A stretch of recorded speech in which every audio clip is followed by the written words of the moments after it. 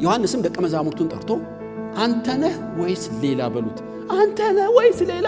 ዮሐንስ እኔን እናት ማኅፀን መንፈስ ቅዱስ የሞላው እነሆ የእግዚአብሔር በርግብ ላይ መሰከርክ። ዮሐንስ ርግብ ሲወርድ አላየህም? በመንፈስ ቅዱስ በርግብ አምሳል የምወደው ልጄ እሱ ነው የሚል ከአብ ድምፅ አልሰማህም? እኔን ትጠራጠራለህ?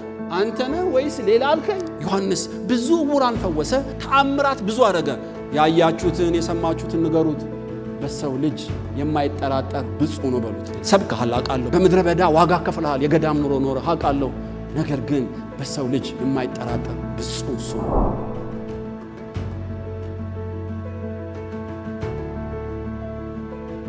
ዛሬ ለ40 ደቂቃ ያህል የምናጠናው በሉቃስ ወንጌል ምዕራፍ 1 ኤልሳቤጥ የተናገረችውን ትንቢት ነው። ሁላችሁ ታውቁታላችሁ። ለማርያም ነው የተናገረችው። ለሉቃስ ወንጌል ምዕራፍ 1 ቁጥር 39 ማርያምም በዚያ ወራት ተነስታ ወደ ተራራማው አገር ወደ ይሁዳ ከተማ ፈጥና ወጣች። ወደ ዘካርያስ ቤት ገብታ ኤልሳቤጥን ተሳለመቻት። ኤልሳቤጥም የማርያምን ሰላምታ በሰማች ጊዜ ጽንሱ በማኅፀኗ ውስጥ ዘለለ። በኤልሳቤጥ መንፈስ ቅዱስ ሞላባት። በታላቅ ድምፅም ጮኻ እንዲህ አለች፣ አንቺ ከሴቶች መካከል የተባረክሽ ነሽ፣ የማኅፀንሽም ፍሬ የተባረከ ነው። የጌታዬ እናት ወደ እኔ ትመጣ ዘንድ እንዴት ይሆንልኛል? እነሆ የሰላምታሽን ድምፅ በጆሮዬ በመጣ ጊዜ ጽንሱ በማኅፀኔ በደስታ ዘሏልና ከጌታ የተነገረላት ቃል ይፈጸማልና ያመነች ብፅዕት ናት። አሜን። መንፈስ ቅዱስ በኤልሳ ቤት አድሮ ስለ ማርያም አንዱ ካደመቀው ካገነነው ነገር ከጌታ የተነገረልሽን አምነሻል። መንፈስ ቅዱስን ያተመላት። በዚህ አላበቃም፣ ብፅዕት ነሽ አላት። ከእግዚአብሔር የተነገረው እንደሚፈጸም እርግጠኛ ነሽ። ታውቃላችሁ፣ ከአዳም ጀምሮ ያለ ወንድ ፍቃድ የጸነሰ ሰው እኔ አላቅም ከጌታ እናት ከድንግል ማርያም ውጭ። እና በብሉይ ኪዳን ምሳሌ የላትም ነው የምላችሁ። ሰማይ ምድርን የፈጠረ አምላክ በሆድሽ ውስጥ ያድራል ስትባል፣ የዘላለም ንጉሥ መንፈስ ቅዱስ ይጸልልብሻል ስትባል ያለችውን ታውቃላችሁ። አሜን እንደ ቃል ይሁን አለች። ለብዙዎቻችን ከባድ ነው በእውነት አይደለም። ምሳሌ የሌለው ብዙ የተደጋገመ ምሳሌ ያለውን እንኳን ለማመን በጣም እንዘገያለን። ያለ እምነት እግዚአብሔር ደስ ማሰኘት አይቻልም። ስለዚህ በሰማይ አምላክ አርበኞች የሚባሉ መንፈስ ቅዱስን ሐሴት ውስጥ የሚጨምሩት የተነገረውን ቃል በማመን የበረቱ ናቸው። ዛሬ የማካፈላችሁ ቃል የተነገረው ይፈጸማል በሚል ነው። ጌታ እንዲያስተምረን እንጸልያለን። ጌታ ሆይ ከብዙ ጊዜ በኋላ ከወዳጆቼ ጋር ስላገናኘኸኝ፣ ድንቅ ቤት ስለሰራህላቸው፣ ተዘልለው እንዲኖሩ ስራቸውን የሰራ ሰላምም የሰጣቸው አንተ ነህ። ሚሽነሪም እስከ መላክ ደርሰዋል። እነሆ በአይን ስለማያዩአቸው ሁሉ የወንጌል አርበኞች በጸሎት ይጋደላሉ። ስለ ወንጌል መስፋፋት፣ ስለ መጽሐፍ ትርጉም፣ ስለ ሕፃናት አስተዳደግ ሁሉ ይጨነቃሉ። በቅዱስ ቃልህ እንደተጻፈ የወንጌል ማኅበርተኛ የሆነች ቤተ ክርስቲያን ዛሬ በአይኔ ስላየው በጆሮዬም ስለሰማው ስለዚህ ድንቅ አድራጎትህ ክብር ለአንተ ይሁን። አሁንም ባሪያ በፊትህ ቆሜያለሁ። የጊዜውን ቃል በአፌ ላይ እንድታስቀምጥ የሰማነው እንዲገባን እንድንኖርበት እርዳን። በጌታችን በኢየሱስ ስም ብለህ ስማን። አሜን። ታውቃላችሁ፣ ያለ እምነት እግዚአብሔር እንዳስ ማሰኘት አይቻልም። እምነት ማለት ስሜት አይደለም። በእውነት ከእግዚአብሔር የተነገረው ቃል እግዚአብሔር ይናገር እንጂ ከአፉ ቃል ይውጣ እንጂ ይሆናል የሚሉ ሰዎች ማለት ነው። እምነት ከመስማት ነው፣ መስማትም በእግዚአብሔር ቃል ነው። እንደምታውቁት የመጀመሪያው አባታችን አዳም አስገራሚ ሰው ነው። በእርግጥ አትብላ የተባለውን የሚስቱን ቃል ሰምቶ በልቷል እና ኪሩቤል በሚገለባበት ሰይፍ ከስጦታውና ከተቀመጠበት አባሮታል። የመላእክት ብርጌድ እና የሚነድ እሳትና የሚገለባበት ሰይፍ ደጁ ላይ ቆመበት ማለት ነው። ራቁቱን ሆኖ ፈርቶ የሸሸ ሰው ነው። ግን በቅዱስ ቃሉ ታውቃላችሁ፣ ምጥሽ የበዛ ይሁን፣ ፈቃድሽ ወደ ባልሽ ይሁን እና አንተ ደግሞ የሚስትህን ቃል ሰምተሃል፣ እሾክና አሜከላ ታብቅልብህ፣ በላብ ወዝ ትበላለህ፣ አፈር ነህና ወደ አፈር ትገባለህ፣ ውጣልኝ አለው። ከማስወጣቱ በፊት ግን እግዚአብሔር ድራማ በሚመስል ከህሊናው የማይጠፋ አንድ ቃል ኪዳን ገብቶለታል። ስለ አዳም ኃጢአት ምድርን ረገመ፣ ስለ ሔዋን ኃጢአት ታውቃላችሁ ገዢ ባልሽ ይሁን አላት። ያሳታቸው እባብ ግን የቤት ስራ ነው የሰጠው። በእድሜ ሁሉ አፈር ትበላለህ አለው። እግሩን ነሳው። የሴቲቷ ዘር ጭንቅላትን ይቀጠቅጠዋል አለው። መቼ ነው የሚቀጠቀጠው? ማን ነው የሚቀጠቀጠው? እንዴት ነው የሚቀጠቀጠው? አልነገረውም። ለስንት ሺህ ዓመት ራስ ምታት የሚያመጣ ሆምወርክ ነው የሰጠው ለሰይጣን እባቡን ለተዋሰው። እና አዳም የሰማው ይችን ብቻ ነው ታውቃላችሁ። እና ወንጌሌ አልሰማም፣ መልእክት አልሰማም፣ ምንም ራእይም አላየም። የሴቲቷ ዘር ጭንቅላትን ይቀጠቅጠዋል የሚለውን የሰማው ግን አዳም ገብቶታል። ይገርማችኋል። ይሄ የሴቲቷ ዘር ማን እንደሆነ ገብቶታል። እና እንዴት እንደሚቀጠቀጥም ሰይጣን የገባው ነው የሚመስለኝ። ወንጌል ለአዳም መስክሮለታል። ተመልከቱ፣ ያችን ሴት የተባለችውን ሴት የእባብ ፍሬንዶና ከእግዚአብሔር አጋይታ፣ ከተፈጥሮ አጋይታ፣ ከራሱም አጋይታ በመልአክ እየተገፉ ሲወጡ ለሴቲቱም ስም አወጣላት ይላል። አስገራሚ ነው። አንቺ ሰበበኛ ነሽ አላላትም። ገደቢስ አላላትም። ስሟን ሲያወጣ የሕያዋን ሁሉ እናት ነሽና ሔዋን ብዬሻለሁ። በዛ ቀውጢ ወቅት ለሴቲቱ የሕይወት እናት ብሎ ማውጣት በጣም አስደናቂ ነው። የሙታን እናት አይደለም፣ የሕያዋን እናት። ከሆድሽ ውስጥ የሚፈልቅ ሕይወት አለ። ከሆድሽ ውስጥ የሚወጣ አንድ ዘር አለ። እባቡን ቀጥቅጦ ምርኮ የሚመልስ አንድ አለ። ይሄ እግዚአብሔር የተናገረውን በማመኑ የመጣ ስም ያወጣላት። እግዚአብሔር ደስ ሳይለው አልቀረም። በዚህ አዳም በሚያየው ጨለማ በተቀመጠበት ሰይፍና በሚያባርሩት መልአክ አልደነገጠም። እነዛ ሁሉ አውራቂስ አውሎ ንፋስ ውስጥ ከእግዚአብሔር አፍ በሚወጣው ቃል ላይ በማመኑ የእምነት አርበኛ እንደሆነ ልመሰክርላችሁ ፈልጋለሁ። የሕያዋን ሁሉ እናት አላት። ሕይወት ታይቶታል ማለት ነው። ክርስቶስ ኢየሱስን በሚገባ አይቶታል ማለት ነው። አዳም አዳም አዲሲቱ ስም ይወጣልሽ ሔዋን ኑ ተመለሱ አላቸው። የአዳምን እምነት በማህተም አጸደቀለት። አይኑ ያየ የለበሰውን ቅጠል ወይም የበለስ ቅጠል የሁለቱንም አራገፈላቸው። አይናቸው ያየ እንስሳ አረደ፣ ቆዳውንም ገፈፈው እና ስለነሱ ራቁቱን የሆነ በግ አሳያቸው እና ያንን የቁርበት ልብስ እግዚአብሔር አለበሳቸው፣ አደረገም አለበሳቸው። ይገርማል። በልካቸው ሲሰፋ በልካቸው ሲቋጥርና ሲያጠልቅላቸው በአይናቸው ያዩ ነበር። ለአዳም ይሄ የእግዚአብሔር በግ ያመንከው እባቡን የሚቀጠቅጠው እስኪመጣ ድረስ አስተማማኝ ምቹ ቁርበት ላልብስህ። ራቁቱን ሆኖ ያለበሰ ያ በግ አሁን በበግ ነው የተመሰለው። በኋላ የእግዚአብሔር በግ የሚሆነው ደሙን ያፈሰሰው አንተን ለማጽደቅ፣ ራቁቱን የሆነው አንተን ለማልበስ አምናሃልና እምነትህን አትመዋለሁ እንደማለት ይመስለኛል። የተነገረው የእግዚአብሔር ቃል እንደሚፈጸም በማመኑ ታውቃላችሁ። ዮሐንስ እነሆ የእግዚአብሔር በግ ብሎ የአዳምን እምነትም አጽድቆለታል። ኖህ በእምነት እጅግ የበረታ ሰው ነው። ዝናብ ከሰማይ ዘንቦ አያውቅም። ከምድር ጉም እየወጣ አታክልቶችን ያጠጣ ነበር። ዝናብ ምን እንደሆነ አያውቁም ከኖህ በፊት ያሉት ታውቃላችሁ። ኖህ ሰውን በመፍጠሬ ተጸጽቻለሁ፣ እንስሳና ሰው በሙሉ ሊያልቅ ቀኑ ቀርቧል፣ መርከብ ስራ። ለምን? ከሰማይ ዝናብ አዘንባለሁ። ለኖህ እኮ ምንም ልምምድ የለውም እንዲህ ያለ ነገር። በጠራራ ፀሐይ 13 ሜትር ቁመትና 100 ሜትር ከፍታ ያላት መርከብ መስራት በጣም ትልቅ የእምነት ገድል ይጠይቃል። እንደምታውቁት 120 ዓመት ነው የሰራው። ቀንና ሌሊት ህይወቱን በሙሉ አንድ ቀን ለሰማው ለእግዚአብሔር ቃል ህይወቱን በሙሉ ኢንቨስት ሲያደርግ ነው የምታዩት። ሰዎች ይስቁበታል። መርከብ በሜዳ ላይ፣ መርከብ በጠራራ ፀሐይ፣ መርከብ ከተማ ውስጥ። ይሄ ሰውዬ አበደ ወይ ነው የሚሉት። ካለማመናቸው የተነሳ ከ7 ሰው በቀር እንዳልገባ ታውቃላችሁ። ገንዘብ አይከፍሉም፣ ክራይ የለበትም፣ ስንቅም አይዙም። 3ቱ ፎቅ ወደ ላይ 13 ሜትር ነው እንደምታውቁት። ከስታዲዮም ጎል እስከ ሌላኛው ጎል 100 ሜትር ነው ጎኑ እና አንዱ ፎቅ ለስንቅ ነው፣ አንዱ ለማደሪያ ነው፣ አንዱ ለእንስሳ እያደረገ ነው።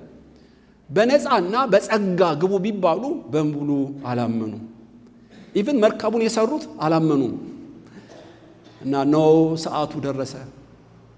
በፊቴ ጻድቅ ሆነ አይቻለውና ልጆችህን የልጆችን ሚስትና አንተን ሚስት ይዘግባ፣ 7ቱ ሲገቡ በሩ ተዘጋ። ታውቃላችሁ ከጥፋት የዳኑት ጻድቅ ስለሆኑ አይደለም፣ የተነገረው ቃል እንደሚፈጸም በማመኑ ነው።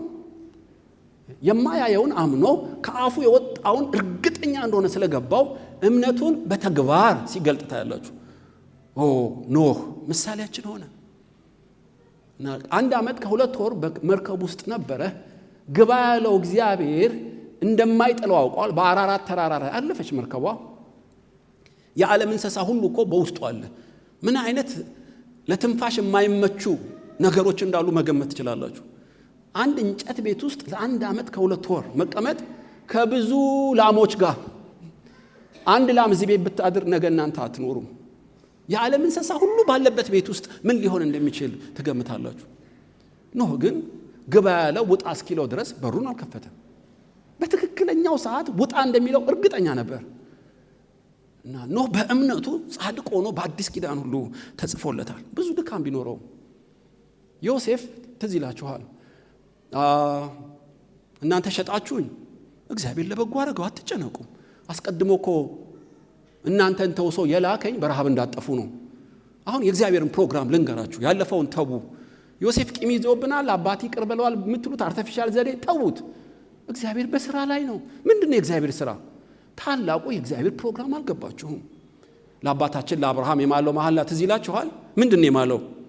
ለ400 ዓመት የራሳቸው ባልሆነ ምድር ይኖራሉ፣ ከዛም እጎበኛቸዋለሁ፣ አወጣቸዋለሁ፣ አደርሳቸዋለሁ ብሏል። ስለዚህ እግዚአብሔር ይጎበኛቸዋል። እግዚአብሔርም ከ400 ዓመት በኋላ ያወጣቸዋል። ማርና ወተት የምታፈሰው ምድር ያገባችኋል። ደነገጡ። እነሱ የሚያስቡት ስለ መስሪያ ቤት ነው፣ ስለ ጌሳም ምድር ነው፣ ስለ በግ ማርባት ነው፣ ስለ ልዋጭ ልብስ ነው፣ ስለ ብር ነው። ዮሴፍ ግን ስለ ተነገረው ቃል ነው የሚያስበው። ይገርማችኋል። እንደዚህ ነው የእግዚአብሔር ፕሮግራም። እንደዚህ ነው። በድለናል፣ ሸጠናል የምትሉት በትንንሽ ነገር አታስቡ። ትልቁን ደማቁን የእግዚአብሔር ፕሮግራም ልንገራችሁ። ከ400 ዓመት በኋላ ያወጣችኋል። ደስ አላቸው። እንዲያውም እምነቴን በሥራ ለመግለጥ እፈልጋለሁ። ወንድሞቼ 11ዱም እጃችሁን አንሱ። ንጉሥ ሆይ ምንድን ነው የምታምለን? እኔ መሞቴ አይቀርም። እሺ፣ አባታችን ያዕቆብ በመምሬ ቀብረነዋል። ታውቃላችሁ ያዕቆብን በአብርሃም በገዛት ዋሻ ውስጥ ተቀብሯል፣ በኤፍሮን ዋሻ። እኔን ግን ውሰዱኝ አልላችሁም። ለምን? እኔን የማያውቅ ንጉሥ ስለሚነሳ ነው። ነገር ግን አጥንቴን መሬት ውስጥ እንዳትቀብሩት፣ መሞቴ ስለማይቀር እንዳትቀብሩኝ። ለምንድን ነው ማንቀብርህ? እግዚአብሔር በሚጎበኛችሁ ሰዓት አስከሬኔን አባቶች መቃብር አኑሩ። እምነቱ እኮ በጣም ጽኑ ስለሆነ ነው ያላቸው። እንምላለን አሉ። ታውቃላችሁ ለ400 ዓመት ሳይቀብሩት እያጠኑ አስቀመጡት አጥንቱን። እና ዮሴፍን የማያውቅ ትውልድ ሲነሳ ይሄ አስከሬን ውስጥ ያለ አጥንት ምንድን ነው? ዮሴፍ እግዚአብሔር ይጎበኘናል ብሏልና፣ እግዚአብሔር ሲጎበኛችሁ አውጡን ብሎ አምሏናልና፣ ስለዚህ ነው ማንቀብረው። ለሚያውት ሁሉ እምነትን የሚያነቃቃ ግብጽ መኖሪያቸው እንዳልሆነ አዲሲቷ ከነዓን እንደሚገቡ በሞቱ ይናገራቸው ነበር። ዮሴፍ ለ400 ዓመት አስቀመጡት። ታውቃላችሁ ለ40 ዓመት የምድረ በዳ ጉዞ ሲጀምሩ ዮሴፍን አጥንት ተሸክመው ሄዱ። አስገራሚ ነው። ከግብጽ ካወጡት አንድ ድንቅ ነገር ቢኖር የዮሴፍ አጥንት ወንድሞቹ ይዘውት እንደ ታቦት ተሸክመው ሄዱ። በምድረ በዳም ይሰብካቸው ነበረ። ለ400 ዓመት በግብጽም ይሰብካቸው ነበር። ዮሴፍ አባቱ የነገረውን አንዲት ቃል፣ አዲስ ኪዳን እኮ ማቴዎስ፣ ሉቃስ ወንጌል አይደለም፣ አንዲት ቃል አምኖ ለ400 ዓመት ግብጽን ሰነጠቀው። በአባቶቹ መቃብር ዮሴፍን ቀበሩት። እምነቱ እንዴት ድንቅ ነው! እና ዮሴፍን በብዙ ነገር ታውቁት ይሆናል። በእውነት ረዓብ እዚህ ጋር ጽፌዋለሁ ስለ ረዓብ። እቺ ረዓብ እኮ ጋለሞታ ሴት ነች። ታውቃላችሁ ሴተኛ ዳሪ እኮ እንደማለት ነው። በኢያሪኮ ግንብ ላይ ተቀምጣ ወንዶችን የምታስተናግድ ነች በብር። እና ኢያሱ የላካቸው ሰላዮችን ደበቀቻቸው። መጽሐፍ ቅዱስ ሞትን ሳትፈራ የእግዚአብሔርን መልእክተኞች ሸሸገቻቸው ይላል። አመንዝራ ነች። እምነቷ ግን ሴተኛ ዳሪ እኮ ነች። እና ሰላዮቹ ጠየቋት፣ እንዴት ነው የሀገራችሁ ሁኔታ? ኢያሪኮ ልባችን ቀልጧል። በሬ ሳርን እንደሚጭድ ከግብጽ ጀምሮ ያገኛችሁትን ሁሉ ድል እየነሳ ያመጣችሁ የሰማይ አምላክ ስራውን ሰምተናል። ለአባቶቻችሁ የማለው መሐላ ከነዓን እንደሚያገባችሁ አምኛለሁ። ሴተኛ አዳሪ እኮ ነች። የሸሸኳችሁም ለዚህ ነው። ለምን? ከእናንተ ጋር ያለው እግዚአብሔር ኃያል ነው። እባካችሁ ማሉልኝ እንዳትገሉኝ እንምልልሻለን። እና ሸሸገቻቸው። ይገርማቸዋል። የንጉሥን አዋጅ ሳትፈራ እና በመስኮት በገመድ አስመለጠቻቸው። እቺ ተንጠልጥለን የወረድንባት ቀይ ፈትል እንደ ተቀመጠች ትቀር። እግዚአብሔር ከተማውን አሳልፎ ሲሰጠን አንቺና ቤትሽን አንነካም። ቤቷን ሁሉ ቀይ ፈትል ያለበት ቤት ውስጥ ሸሸገቻቸው። አንድም ጸጉራቸውን የነካ የለም። በሙሉ ምሽቅ ብለው በተአምራት ሲያልቁ ረዓብ ብቻ ከቤተሰቦቿ ጋር ዳነች። መዳኑ አይደለም የሚገርመኝ፣ ረዓብ እስራኤላዊ አገባች። የክርስቶስ ቅድመ እናት ሆና ቆጫለች። አዲስ ኪዳን ላይ ተጽፎላችኋል።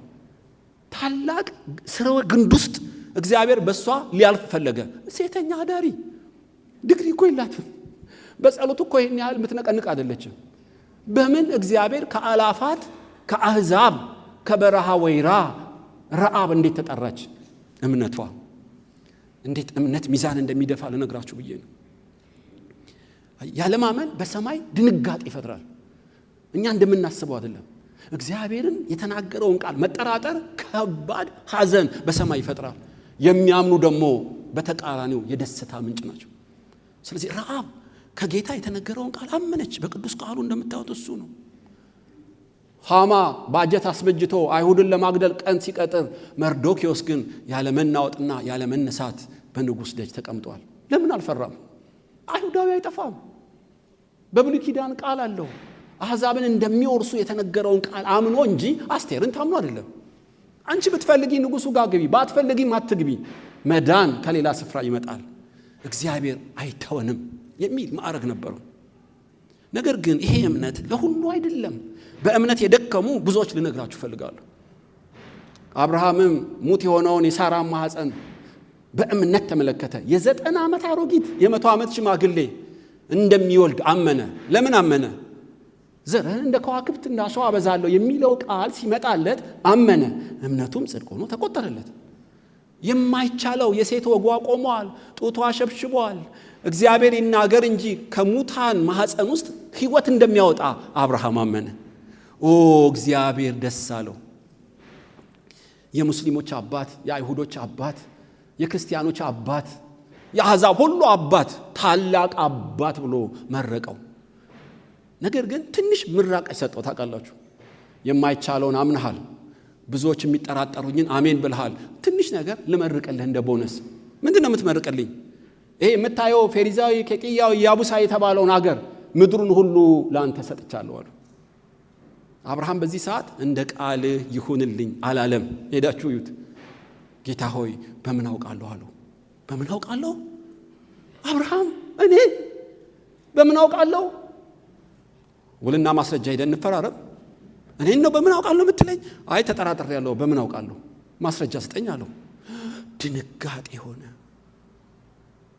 ታውቃላችሁ፣ አንዳንዴ እኮ እኛም እንዲህ እንላለን። በትንሹ ነገር ታላቁን ገድል ፈጽሞ ሰማይ ምድርን አደበላልቆ ስንት ማዕበል ስንት እሳት አሳልፎን በትንሽ ነገር በምን አውቃለሁ እንላለን። ኦኬ አብርሃም አለ እግዚአብሔር። ይገርማችኋል፣ እንደ ሰው ወረዳ። በጣም ጥሩ። በአብርሃም ዘመን አሁን ለምሳሌ እኔና ምሬ ቃል ኪዳን ብንጋባ አንተማመን ብንል በሬ፣ በግ፣ ፍየል ወስደን ቅርጫ እናደርጋለን። ለሁለት እንከፍለዋለን እንደ ቅርጫ እና እጅ ለእጅ ተያይዘን እና በከፈልነው መሃል እንለፍ እለዋለሁ። ለምን? ቃል ኪዳኔን ካልፈጸምኩ እንደዚህ ከብት ይክፈለኝ ማለት ነው። መሐላው ከባድ ነው። በጣም ጥሩ። በምን አውቃለሁ አልከኝ አይደል? እንደ ልማድ በሬ ወይ በግም ረድና ለሁለት ቅርጫ አድርግ። ዋኖስም ሊሆን ይችላል። በከፈልከው መሃል እጅ ላይ ተያይዘን እንለፋለሁ። በጣም ጥሩ አለ አብርሃም። ከብት አርዶ ለሁለት ከፈለው። ና ወርደህ በመሃል ተያይዘን እንለፋለሁ። እግዚአብሔር እንደ ሰው ወረደ። ሲያየው አሳዘነው አብርሃም። ለምን? ካለፈ በኋላ ቃሉን ባይፈጽም ዘሩ ተጠያቂ ሊሆን ነው። ከባድ እንቅልፍ ጣለበት። አንተ ተኛ፣ እኔ ስለ አንተም ስለ እኔም ብቻዬን አልፋለሁ አሉ። ቃል ኪዳኑን የሚፈጽም ኢየሱስ። አብርሃም በከባድ እንቅልፍ ተኝቶ ብቻውን በተሰነጠቀው በተከፈለው እንስሳ መሃል አለፈ እግዚአብሔር። አብርሃም ግን ጨለማ ፍርሃት ወደቀበት። አሞሮች መጡ፣ አባረራቸው፣ ብንን አለ። በጣም ጥሩ አብርሃም ብቻዬን ስላንተ አልፌያለሁ፣ ከአቅም በላይ በሆነ ነገር አላሳልፍህም። ሆኖም ምልክት እሰጥሃለሁ፣ ትምህርታዊ ምልክት ግን ይሆናል። አሕዛብን ለአንተ እንደምሰጥ ምልክት አንድ 400 ዓመት በራስ ባልሆነው ምድር ዘሮችህ በጣም በጭንቀት ይገዛሉ። እግዚአብሔር ሆይ ምልክት ይሁን። ምልክት አይደል የፈለግከው? 400 ዓመት ጭት ያቦካለህ። 2 ያስጨንቀሃል። ምልክት 2 ምልክት ነው፣ ክፉ ምልክት ነው። ታውቃላችሁ በግብፅ ውስጥ የሆነው በምን አውቃለሁ 400 ዓመት ዋጋ አስከፈለው አብርሃምን። በእርግጥ የአሞራውያን ኃጢአት የፌሪዛዊ፣ ገሪሳዊ፣ ያቡሳዊ የሚባሉት 12ቱ ነገዶች ካም ነው የወለዳቸው። የከነዓን ልጆች ናቸው። ካም 4 ልጆች ነው የወለደው እና የነዚህ የከነዓን ልጆች 12ቱም ነገድ ኢያሱን ያጠፋቸው። ከምድር እንዲጠፉ የኃጢአታቸው ጽዋ 400 ዓመት ይፈጃል። በአንድ በኩል የኃጢአታቸው ትንቢት ይፈጸማል፣ በሌላው በኩል ባለማመኑ ትምህርትና ተግሳጽ ይሰጠዋል። ደብል ፕሮፌሲ ይባላል። አብርሃም የእምነት ነገር ሲሪየስ እንደሆነ ገባው። እግዚአብሔርን እንደሚያሳዝን ገባው። በዚህ በኩል ሊሰንፍ ድጋሚ አላደረገም። ስንፍና በምን አውቃለሁ የሚለው ጣጣው በቀላሉ የሚቋጭ አልሆነም ማለት ነው። ከዛ በኋላ አብርሃም አንድ ልጅህን ሰዋ። አብርሃም ቢላና እሳት ይዞ ብድግ። ለምን ባርደውም ከሞት ያስነሳዋል ብሎ ያምን ነበር ይላል ዕብራውያን። የሙትን ትንሣኤ ሁሉ ወደ ማመን እየጨመረ መጣ። በእግዚአብሔር ቃል በዘሮች እንደ ከዋክብት ይበዛሉ የሚለው ቃል በቢላ አንገቱን ብቀነጥሰውም ገጥሞ ሕያው ያደርገዋል በሚል ኤፕላስ አመጣ። አብርሃም ተሻሻለ። አስገራሚ ነው። አብርሃም ተገረዘ። ጠዋት ተነስቶ እሱና ቤቱን ገረዘ። አብርሃም አባር በማለዳ ተነስቶ አጋርና እስማኤልን አባረረ። በመታዘዝ በእግዚአብሔር ቃል ላይ ያለው እምነት በጣም እየጨመረ መጣ። የእምነት አባት ተባለ። ሆኖም ጠባሳ ግን በሕይወቱ ነበር። ቅድም ያልኳችሁ የተነገረውን ቃል ካለማመን እግዚአብሔር ይጠብቀን። ከባድ ለዚህ ጉባኤ መልእክት አለው ጌታ። ከጌታ የተቀበልከውን ቃል ታምናለህ ሆይ? እኔን ደስ ለማሰኘት በዘመን ታሪክ እፈጽም ዘንድ የምታየውን የምትዳስሰውን የሰማውን አይደለም የተነገረውን የእግዚአብሔር ቃል ለማመን እምነትን ይሙላብን። ታላቅ ነገር ወገኖች ሆይ ትዝ ይላችኋል ዘካርያስ ጸሎት ተሰምቶልሃል። ህልምና ራእይ እኮ አይደለም ማናገር። ከእግዚአብሔር የተላኩ መልአክ ፊት ለፊት ነው ማናገር። ምንድነው የእግዚአብሔር መልአክ ስትጸልይ አልነበር ልጅ ስጠኝ ብለህ? እግዚአብሔር ጸሎትን ሰምቷል። ወንድ ልጅ ትወልዳለህ። የብዙዎችን የአባቶችን ወደ ልጆች የልጆችን ወደ አባቶች የሚቀይር ይሆናል። ከኃጢአት የሚድኑበት የጽድቅ እውቀት ይመግባል።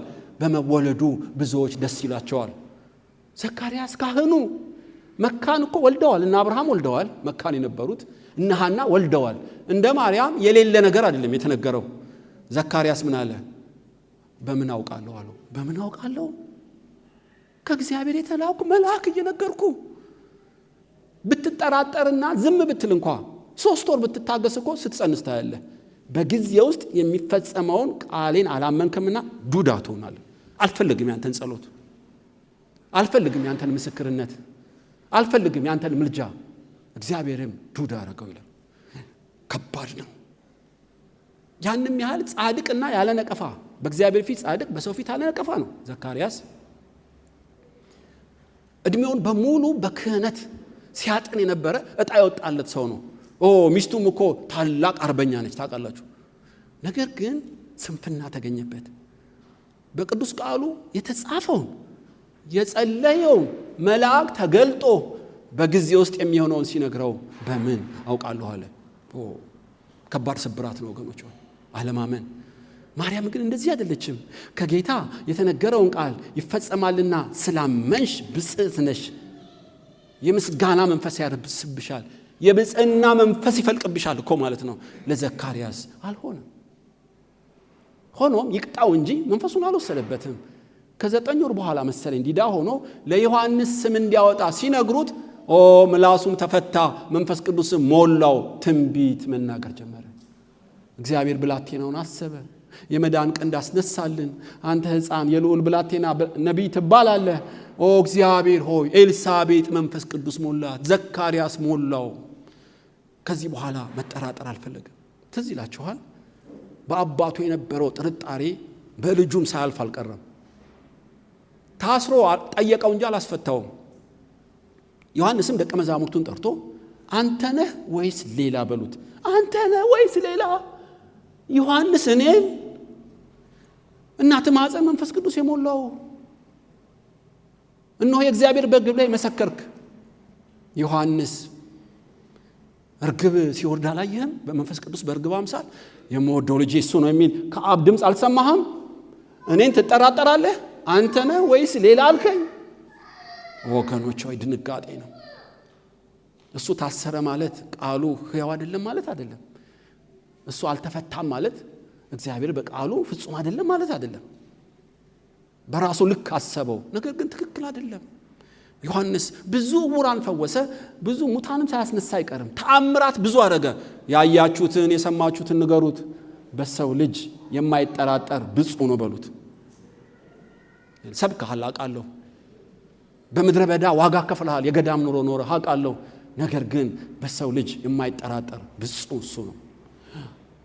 ምጸታዊ ንግግር ይመስለኛል በዮሐንስ። ሕዝቅያስ እባጭ አመመህ፣ ስለዚህ 15 ቀን ዓመት ጨምርልኝ እያልክ አለቃቀስክ። እግዚአብሔር እንዲህ ይልሃል፣ የበለስ ቅጠል አምጡልኝ፣ ቁስሉ ላይ አድርጉልኝ፣ ትፈወሳለህ። ማን ያለው? ኢሳይያስ እኮ ነው ያለው። ኢሳይያስ ማለት ተራ ቄስ ማለት አይደለም። ታውቃላችሁ፣ ተአምራዊ ኮከብ ሰው ነው ኢሳይያስ። 42 ዓመት የተናገረ ቃሉ መሬት የማይወድቅ አስገራሚ ነብይ ነው። እና ሕዝቅያስ ምን አለ? በበለስ ቅጠል ቁስሌ እንደሚፈወስ በምን አውቃለሁ?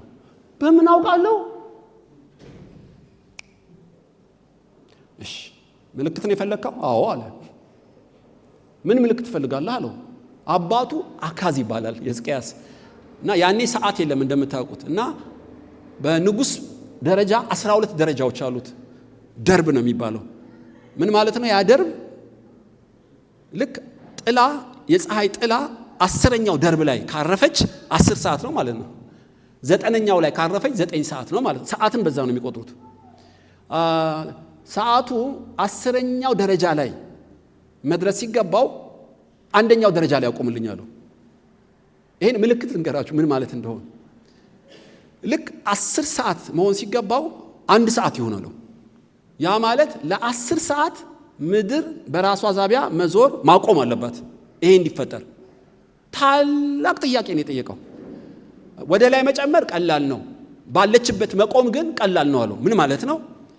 ምድርን ማፍጠን 10 ሰዓት ስፒዷን መጨመር ቀላል ነው፣ 10 ሰዓት ግን ማቆም ከባድ ነው አለ። ማፍጠንም ማቆምም እኮ የሰማይ አምላክ ቀላል ነው ለሱ። አንድ ነው ተአምራቱ። ሕዝቅያስ ግን ይሄን ጠየቀ። በጣም ጥሩ ይቻላል አለው። ኢሳይያስም ወደ ሰማይ ሲጮህ ለ10 ሰዓት አታምኑ፣ በአካዝ የሰዓት መለኪያ ላይ ቀጥ አለች ምድር።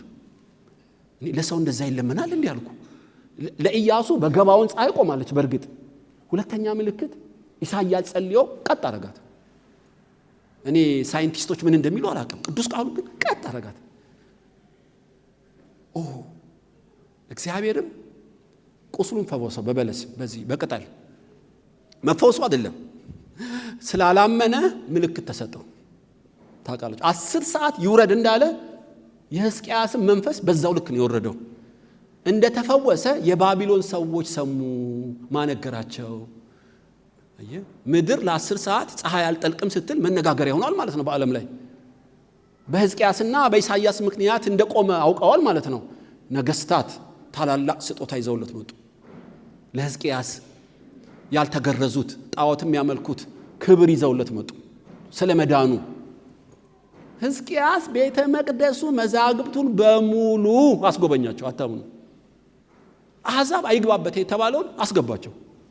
አባቶቹ የጻፉትን ንዋያተ ቅድሳቱን በሙሉ ዘረዘረላቸው። ኢሳይያስ መጣ። ሕዝቅያስ እነዚህ ከየት መጡ? ምንስ አረክ አለው። ሁሉን አሳየኋቸው አሉ። ለአሕዛብ ሁሉን አሳየኋቸው፣ ሁሉን አሳየኋቸው።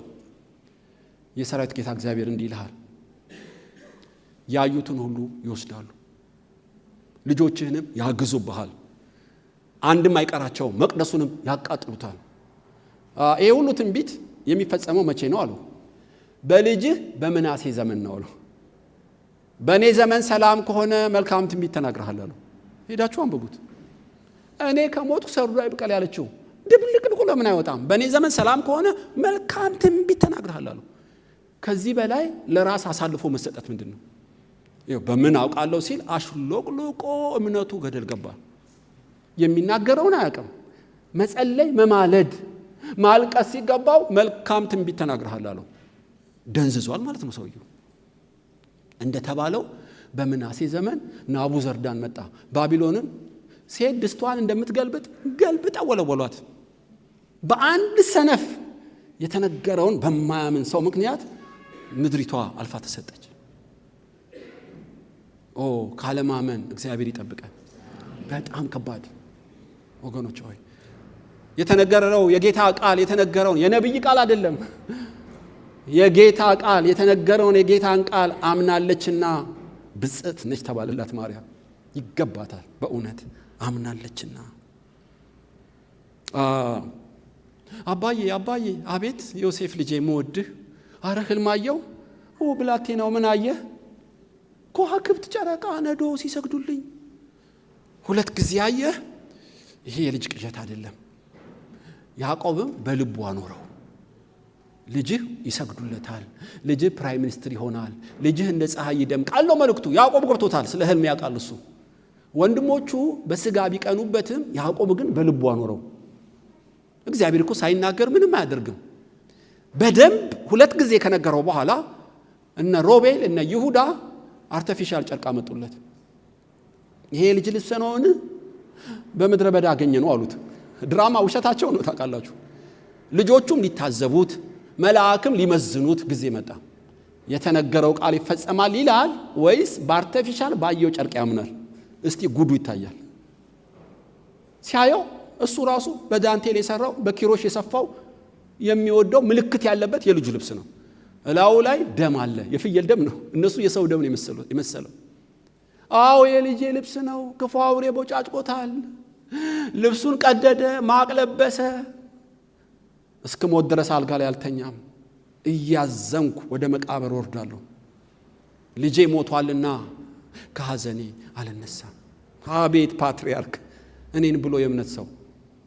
ልጄ አይሞትም ተናግሮኛልና አላምንም ጨርቁን፣ የተነገረውን ነው ማምነው ማለት ሲገባው እስከ ሞት ወርዳለሁ። አረ ብዙ ልጆች አሉ። ሐዘን አበዛ።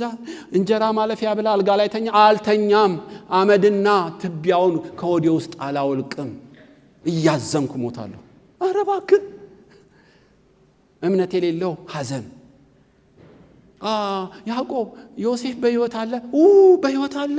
የነፍሱ ሕይወት ታደሰች። ሳልሞት ሊዮ አለ። አየ እሱ በሕይወት ያለውንማ ሁሉም ያምናል።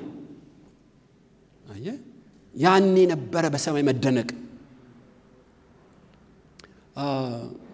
ቶማስ እጄን በቀዳዳው ካልከተትኩ፣ በጎኑ በእጅ ውስጥ እጄን ካልከተትኩ አላምንም አልክ? ናና ክተታለሁ። ይኸው እኔ ነኝ። ጌታዬና አምላኬ። ያየማ መስገድ ይችላል። ሳያዩ የሚያምኑ ነበሩ። ብጽዕና አይሆንልህም ስላየኸኝ ያመንከው። የሰው ልጅ ከሞት ይነሳል ብዬ ስንት ነገርኩ። ደቀ መዛሙርት ሁሉ አይተናል ብለው ነገሩ። ምን አይነት የልብ ድንዳኔ ነው! ሳያዩ የሚያምኑ ናቸው ብፁዓን። ቶማስ ትክክል አይደለም፣ ገሰጸው ይላል። ታውቃላችሁ በመጽሐፍ ቅዱስ የተነገረው ቃል ይፈጸማልና ያመነ ሰው ነው ብፁዕ። አብርሃምም ረሃብ ነበር፣ ሚስቱን ይዞ ወደ ፍልስጤም ምድር ሄደ። ሰዎቹ ሲያይ ፈርሃ እግዚአብሔር የላቸውም፣ ይገሉኛል ብሎ ፈራ። አብርሃም ይሞታል? አይሞትም። ለምን አይሞትም? ሳራ ትወልዳለች፣ ዘሮች እንደ አሸዋ ከዋክብት ይሆናሉ የሚል ቃል አለው። ቃሉ ሳይፈጸም አይሞትም። ከተነገረው ቃል በላይ የነ አቤሜሌክን ፈራ አብርሃም።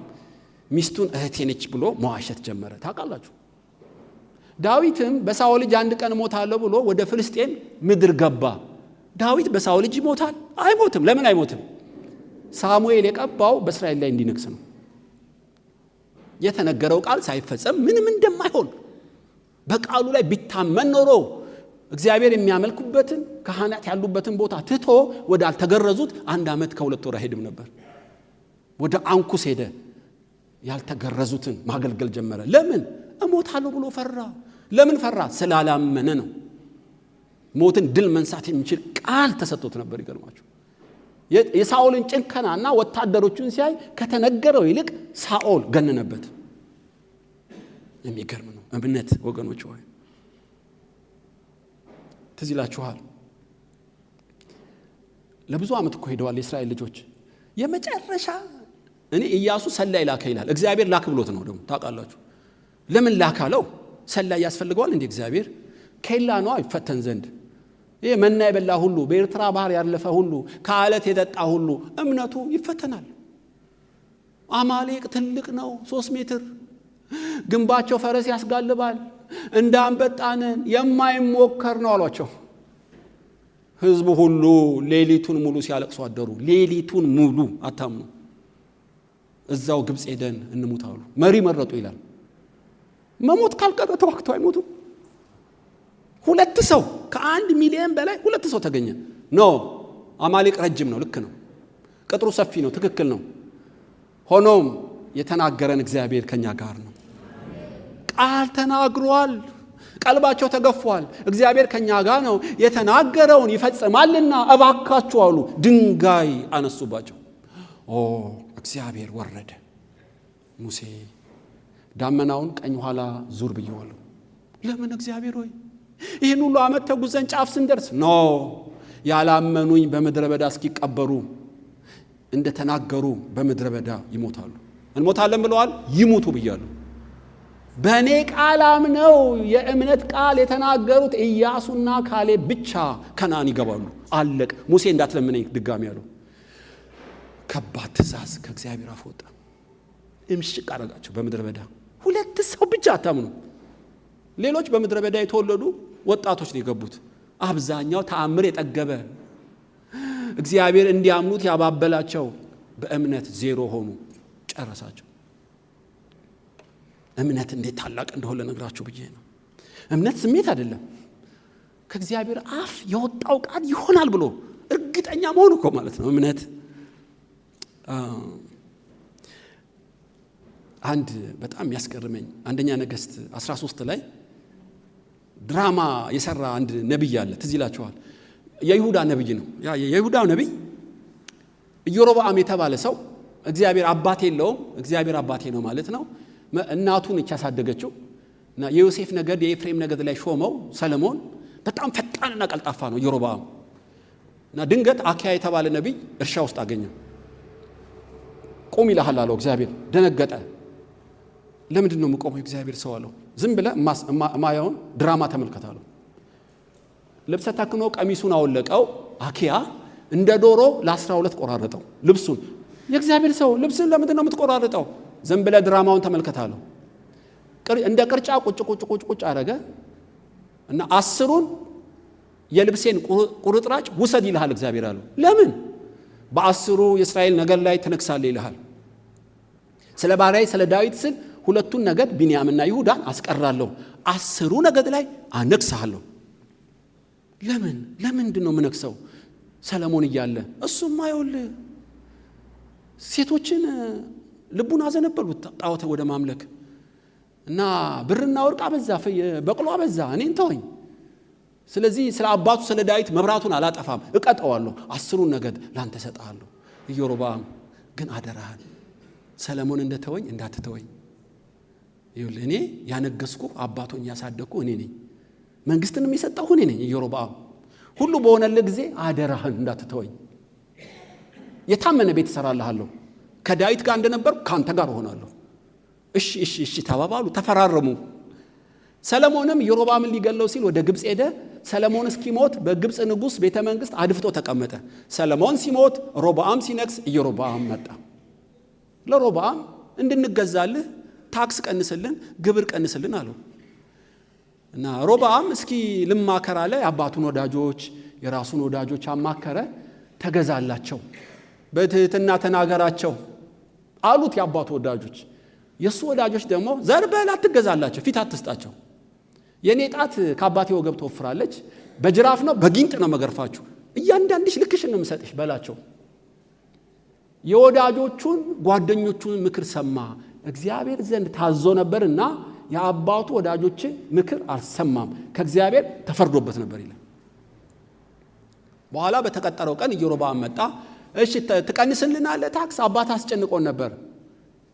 ያው ከአባቴ ጣት የኔ ጣት ከአባቴ ተወፍራለች፣ በጊንጥ ነው ማገላበጥሽ እያንዳንዱ በትዕቢት ተናገራቸው። ዳዊት ሆይ ንጉሥን ፈልግ፣ የሰሜኑ እስራኤል እኔን ተከተሉኝ ብሎ መፈንቅለ መንግስት ታወጀ ማለት ነው። ጠቅላላ ኢዮሮብዓምን በሰሜን እስራኤል ላይ አነገሱት። ለመጀመሪያ ጊዜ እስራኤል ለሁለት ተከፈለች በሰለሞን ኃጢአት ምክንያት። እና አዲስ ያልተደራጀውን ንጉሥ ሮብዓም ሊዋጋው ሲል ነብይ ላከ። ኢዮሮብዓምን ያነገስኩት እኔ ነኝ እንዳትነኩት ይላል እግዚአብሔር ብሎ ተዋጋለት። ኢዮሮብዓምም ታውቃላችሁ መንግስት ሰርቶ በዙፋኑ ላይ ተቀመጠ። እግዚአብሔር አስቀመጠው። ገና እኮ በተቀመጠ ማግስቱ በልቡ ያሰበውን ሄዳችሁ እዩ። አንድ መቅደስ አይደለም ያለው በኢየሩሳሌም? በፋሲካ በመከር በዓመት 3 ጊዜ ለጸሎት የሄዱ የለም? ሮብዓም አግኝቶ በእኔ ላይ እንዳያሳምጻቸው ቤተልሔም ይሁዳ መሄድ አያስፈልጋችሁም፣ ከግብፅ ያወጣችሁ አምላክ እንሆ ብሎ ጣዖት ተከለላቸው። አንዱን በዳን ሌላውን በቤርሳቤ 2 ጣዖት ተከለ። ድንበሩን በፌደራል ፖሊስ ዘጋው። በፍጥነት የወርቅ ትጃ ቁጭ አደረገላቸው። አሁን እግዚአብሔር ነብይ ላከ። ይሄን ሁሉ ያመጣውላችሁ እዚህ ነብይ ጋር ልመጣ ነው። ነብይ ቶሎ ሄድና ልጄን ኢዮሮብዓምን ንስሐ እንዲገባ መልእክት ንገረው። ነብዩ አልፈራም። እሺ ጌታ ሆይ አለ።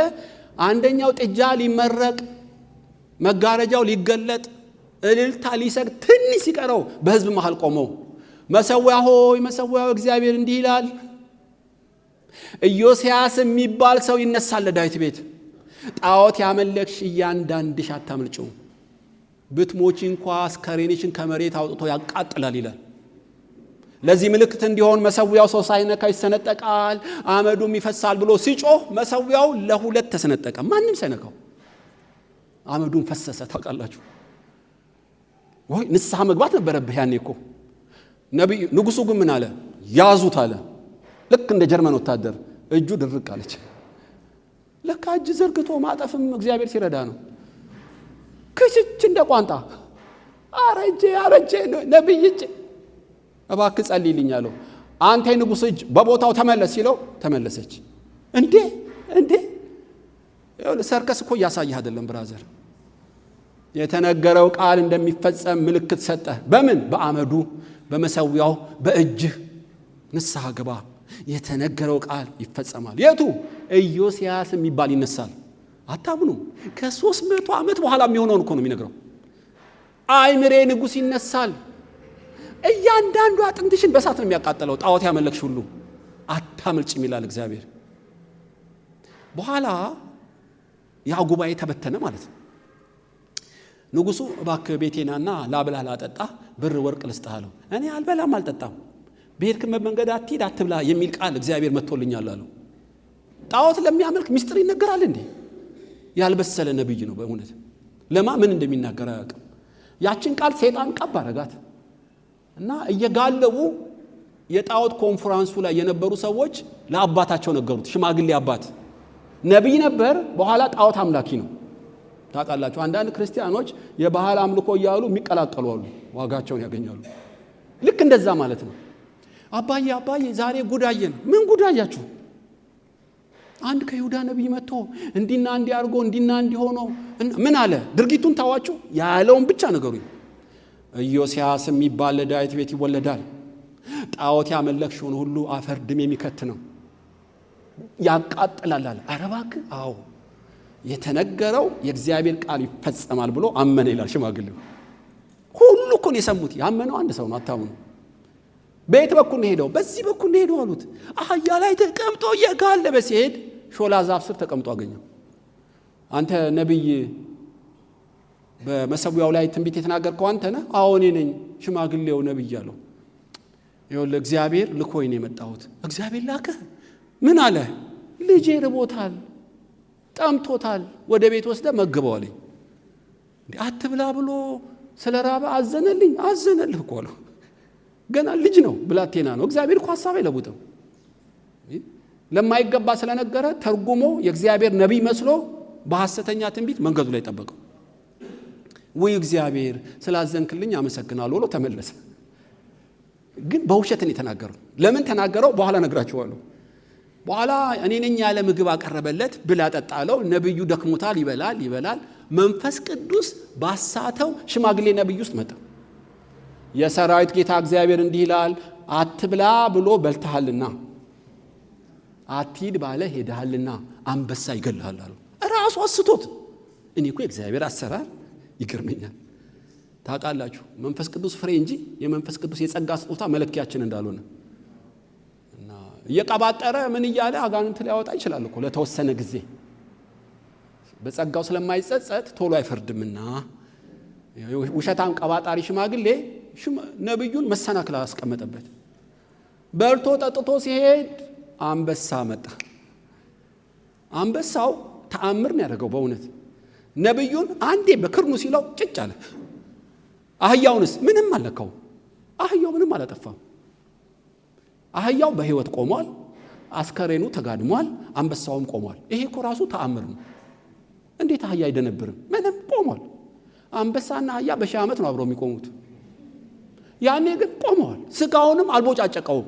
ሚሽኑን ጨረሰው አንበሳው። በዛ ያለፈ ሁሉ ወይ ጉድ አንበሳና አህያ አብሮ ቆመ። አንበሳ ሳይደነብር ሳይገደል ነብዩ ተገደለ፣ ወይ ጉድ እያሉ ፌስቡክ ለቀቁት ማለት ነው። እንደአሁኑ ይሄ ወሬ ማጋ ይደርሳል? ሽማግሌው አሳቹ ጋር ይደርሳል። እሰይ እንኳን ሞተልኛል። የምፈልገው ይሄን አይደል? እየበረረ ሄዶ አስከሬኑን ተሸክሞት አመጣውና ጠረጴዛ ላይ አስተኛው። ሽማግሌው አባዬ ምን እያረክ ነው? አሁን ማረጋውን ትመለከቻለሽ እያንዳንድሽ። እጃችሁን አንሱ አላቸው ልጆቹን። ለምን? ይሄ ሰው ቢሞትም ነብይ ነው። የተናገረው ቃል እንደሚፈጸም 100% እርግጠኛ ነኝ። 100%። እናስ እኔ መሬት ውስጥ አልቀብረውም፣ ሳጥን ሰርቼ ቁጭ ነው ማድረገው። በቃ ለምን? እኔ ስሞት አለ ለልጆቹ ነው የሚለው፣ እኔ ስሞት ከእግዚአብሔር ሰው ጋር አንድ ላይ እንድትቀብሩ ማሉልኝ አላቸው። ለምን? አውቃለሁ እንደሚፈጸም። አጥንቴ እንዲቃጠል አልፈልግም። ከእግዚአብሔር ሰው አጥንት ጋር ይደባለቅ አጥንቴ። ከሚመጣው ቁጣ እንዳመልጥ አብራችሁ ቀበሩኝ። በጣም ጥሩ እሺ አሉ። ሽማግሌው እስኪሞት ጠበቁት። ሲሞት ከእግዚአብሔር ሰው አጥንት ጋር አድርገው አንድ ላይ ቀበሩት። ሐውልቱ ላይ ጽሑፍ ተጻፈ። ከይሁዳ የመጣው የእግዚአብሔር ነብይና ጣዖት ሲያመልክ የኖረው ሽማግሌው ነብይ አንድ ላይ ተቀብረዋል የሚል ተጻፈ። አለቀ። ከ300 ዓመት በኋላ ኢዮስያስ ተወለደ። ታውቃላችሁ በፍጹም ልቡ፣ በፍጹም ነፍሱ፣ በፍጹም ኃይሉ እግዚአብሔርን አመለከ የተባለው ለአንድ ሰው ነው። ለአንድ ሰው ብቻ፣ እሱም ኢዮስያስ ነው። ዳዊት እንዳትሉ እንደ ልቤን የተባለው በፍጹም ልቡ አንድ ሰው ብቻ ነው በባይብል ያገኘሁት።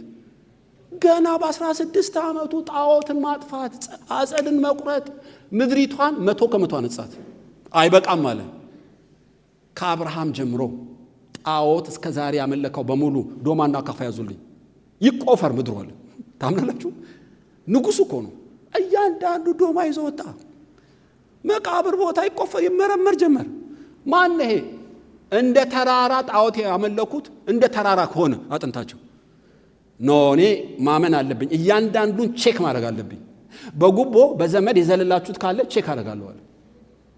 ዮሴፍ ነው ጴጥሮስ ጳውሎስ እንደምትሉት እያንዳንዷን ሲመረምር አንድ ቁጭ ብሏል። ይሄ ሰው ለምንድን የቀረው አለ። አሁን ንጉሥ ሆይ ጣዖትማ ማምለክ አምልኳል፣ ስርወ ግንዱን መርምረን ደርሰንበታል። ግን ግራ የገባን ነገር አለ። ምንድን ነው ግራ የገባችሁ? አሁን የምታደርገውን ትንቢት የተናገረ የእግዚአብሔር ሰው አብሮት ተቀብሯል።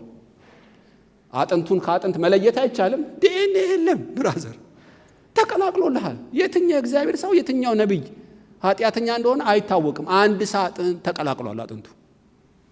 ወይኔ ሸወደኛል። አታንቀሳቅሱት፣ አትንኩት፣ እንዳለ ይኑራል ይላል። የተነገረው የእግዚአብሔር ቃል እንደሚፈጸም ስላመነ ከመቃጠል አምልጦ እስከ ዛሬ ድረስ አለ። የተነገረው እንዲፈጸም እንድናምን እግዚአብሔር ይርዳል። ወገኖች ይሆናል። አንድ ምሳሌ ብቻ ነግሬያችሁ በጸሎት ጨርሳለሁ። ስለዚህ ነው ጳውሎስ 14 ቀን አውሎ ንፋስ ነበር፣ አልበሉም አልጠጡም፣ ፀሐይን አላዩም። የሱ የመሆን የኔ የሆነ በቄሳር ፊት ትቆማለህ ብሎኛልና የተነገረው እንደሚፈጸም ስለማቅ አትፍሩ እንጀራ ብሎ አላቸው። በአውራቂስ አውሎ ንፋስ ውስጥ ጳውሎስ በቄሳር ፊት ትቆማለህ ስላለኝ ሳልቆም አልሞትም፣ ስለኔ ስትሉ ትድናላችሁ አላቸው። ይቻላል።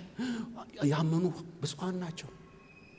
ትዝ ይላችኋል። አንድ ምሳሌ ነግሬያችሁ ጨርሳለሁ። ይሄ ተአምረኛ ሰው ነው በእውነት። ኤርምያስ 35 ላይ ታገኛላችሁ። ሰዓት ስለማይበቃ አላነበውም። ኢዮናዳብ ይባላል እና አባታቸው ሬካብ ይባላል እና አንድ የነገድ አባት ነው። እንዴት ልበላችሁ፣ አሁን ሶማሌዎች በስደት ኢትዮጵያ ውስጥ እንደሚኖሩ በሉ፣ ልክ እንደዛ በእስራኤል የሚኖሩ ስደተኞች ነበሩ እና ልጆቹን ሰብስቦ የሚያስገርም ትንቢት ተነገረ። ልጆቼ፣ አቤት አባታችን፣ በምድር ለዘላለም ለረጅም ዘመን መኖር ትፈልጋላችሁ? አዎ። ባልሰራችሁት ቤት፣ ባላረሳችሁት እህል ዘና ፈታ ብላችሁ ለመኖር ትፈልጋላችሁ? አዎ።